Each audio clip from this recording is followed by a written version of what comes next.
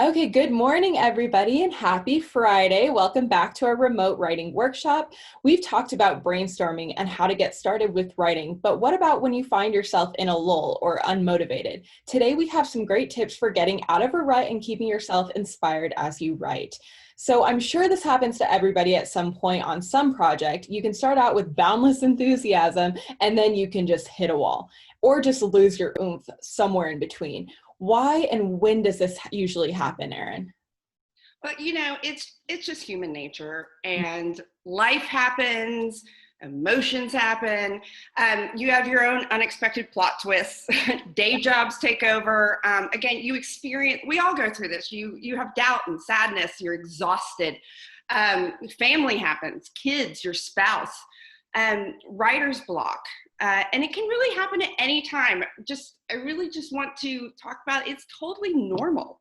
Happens to the best of us, happens to best-selling authors, and really just wanted to bring you some ideas that can help at any point you come to this kind of lull in your personal writing process.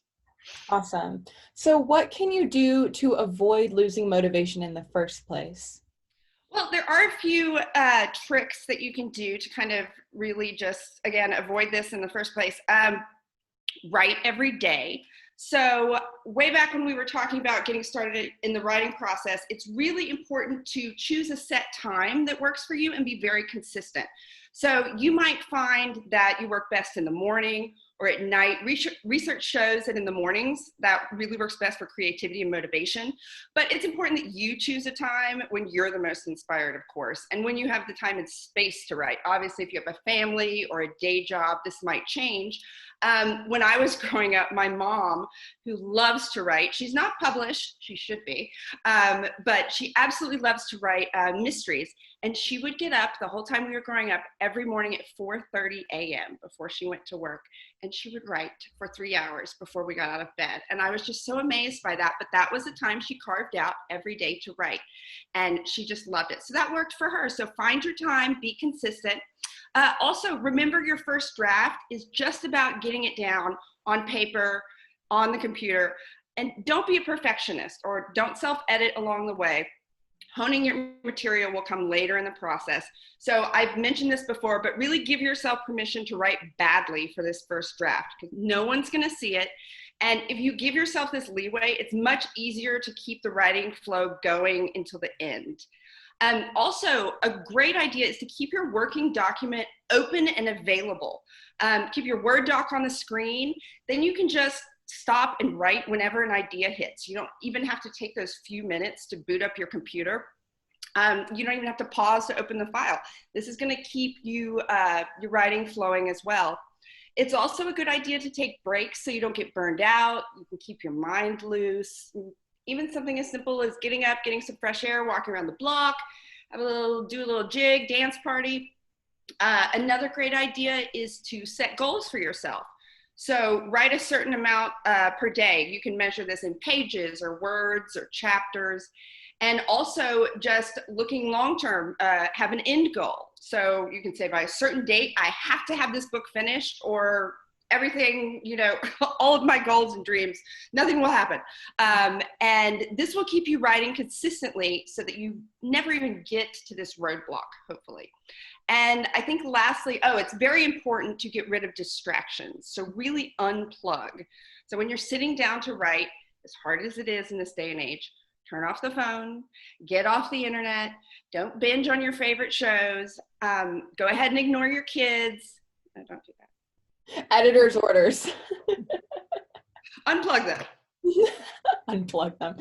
Yeah, definitely. And I love what you said about to stop self-editing because I think for many of us, the more we reread something, the more errors we find and the more we're just going to backtrack. And I think that can cause you to lose motivation once you reread and just figure out that things aren't flowing the way that you want. Remember, you have a set of eyes that you've looked at this for, the third, fourth, fifth time. It's going to look a bit different every time. So just keep going and the editing comes later.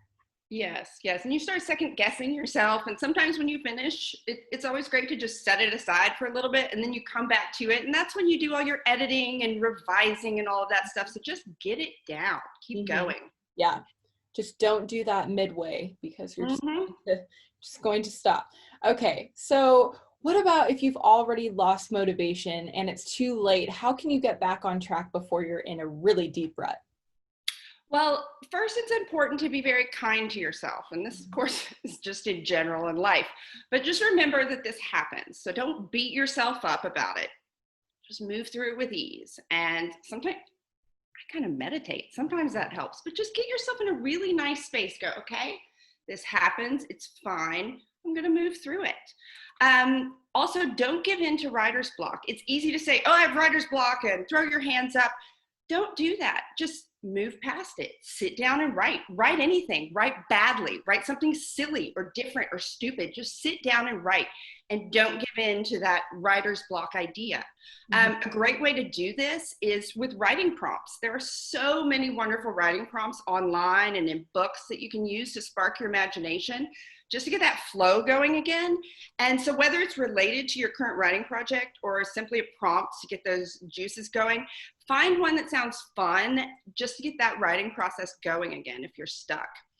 Another great idea, even if you're not stuck, this is a great idea, but connect with other authors on Facebook, Twitter, Instagram, and also just, join Sisters in Crime and Romance Writers of America, all of these groups. There's nothing better than speaking with your community of authors.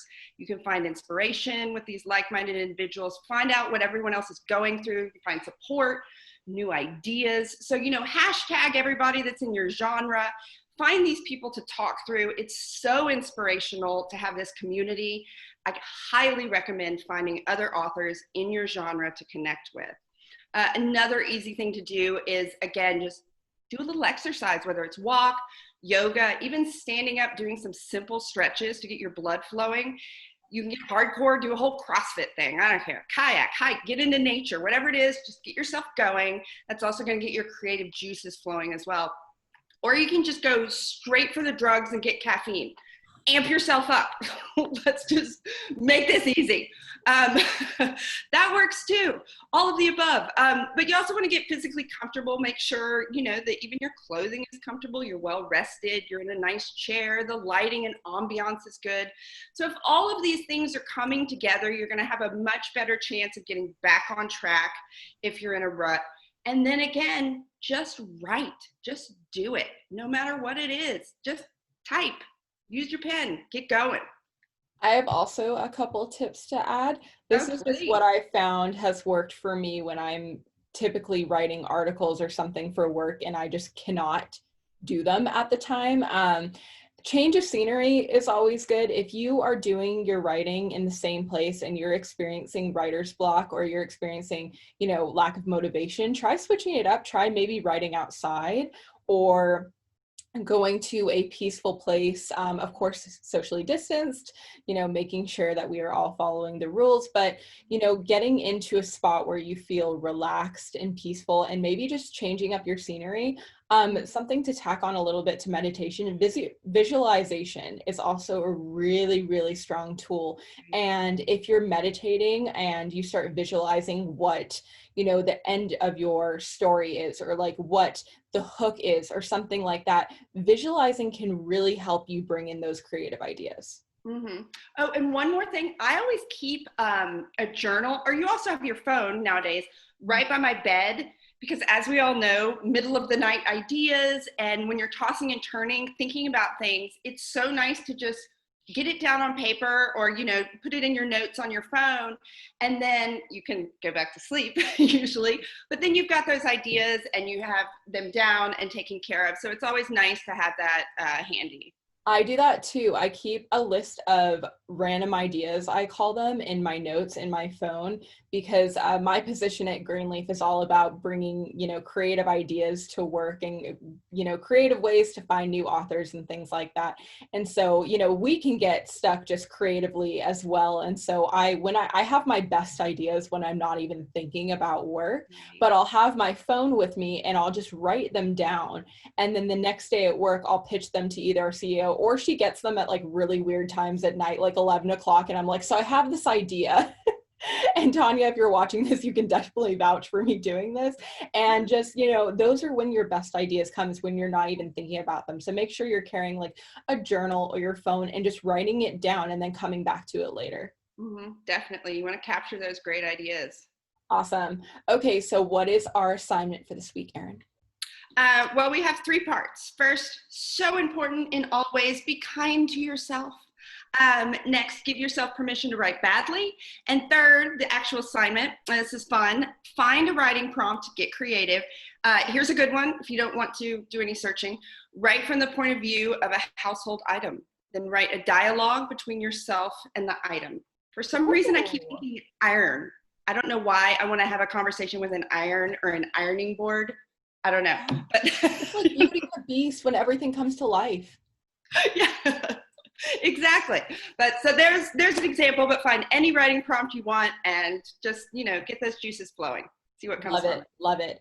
Okay, well, Erin, those were some excellent tips as always. You guys, thank you so much for listening to us this week. And this prompt for this week was brought to us by someone in the writing community on Twitter. Her name is Tanya, and she was tweeting about how she's kind of lost some motivation to finish. And I hopped in and I was like, this would be a great prompt. And so I tweeted her back and said, you know what, we're going to cover this in our next remote writing workshop. I would love for you to check it out. So if you guys are ever feeling like you are, you're struggling with some part of the writing process and you would love for us to cover that certain topic, or like if we have an ideas or any pieces of advice, just let us know. DM me on the Greenleaf Instagram, DM us on Twitter, and we are always open to hearing new ideas and to covering new topics for you guys, because this is love hearing them. Okay, well, we will see you guys next time.